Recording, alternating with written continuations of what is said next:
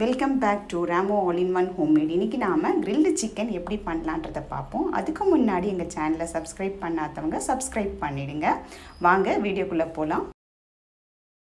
இதுக்கு தேவையான பொருட்கள் 1.5 table spoon Kashmiri chilli powder, இல்லாட்டி 1 டேபிள் ஸ்பூன் நல்ல காரமான சில்லி பவுடர் எடுத்துக்கோங்க.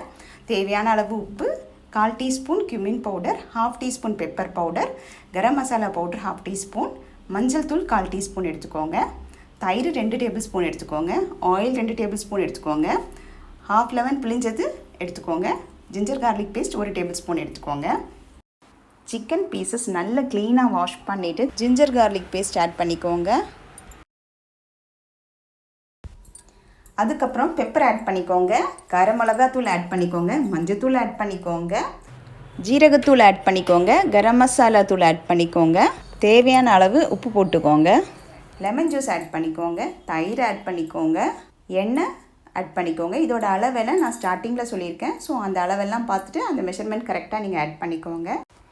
எல்லா சிக்கன் பீசஸும் மசாலாஸ் போட்டு நான் நல்லா மிக்ஸ் பண்ணிட்டேன். இப்போது இந்த சிக்கன் பீசஸை நம்ம மேரினேட் பண்ணுறதுக்கு ஃப்ரிட்ஜில் ஒரு 3 ஹார்ஸ் நம்ம எடுத்து வச்சுடுவோம். இப்போ 3 மணி நேரம் ஆயிடுச்சு. நம்ம கிரில் பேனை ரெடி பண்ணுவோம். அதுக்கு அடுப்பில் பேனை வச்சுக்கோங்க. ஹை ஃப்ளேம்லேயே வச்சுக்கோங்க. இப்போது 2 டேபிள் ஸ்பூன் ஆயில் விட்டுக்கோங்க. ஆயில் கொஞ்சம் சூடானதும் அதில் நம்ம மேரினேட் பண்ணி வச்சுருக்கோம் இல்லையா சிக்கன் பீசஸ், அது 1 by 1 வச்சிடுங்க. முதல்ல 3 நிமிஷம் ஒரு சைடை ஹை ஃப்ளேமில் குக் பண்ணுங்கள். அதுக்கப்புறமா 7 மினிட்ஸ் மீடியம் ஃப்ளேமில் குக் பண்ணுங்கள். அதே மாதிரி ஆப்போசிட் சைடும் திருப்பி போட்டுட்டு சேம் ப்ரொசீஜர் எப்படி சொன்னேனோ அதே மாதிரி குக் பண்ணுங்கள்.